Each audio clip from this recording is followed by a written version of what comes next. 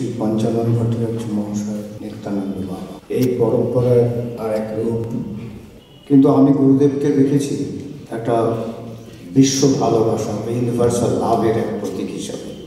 4 তারিখ তার জন্মদিন ছিল, কিন্তু যেহেতু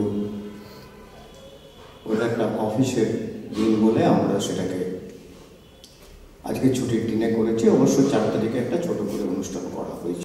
বিশেষ আরও বিশদভাবে বলতে গেলে অনেক সময় লাগবে।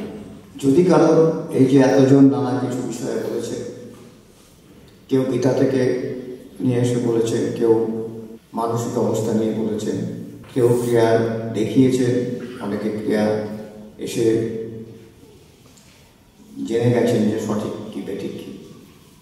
যদি কারোর কোনো প্রশ্ন কিছু থেকে থাকে তাহলে আমি উত্তর দেওয়ার চেষ্টা করি।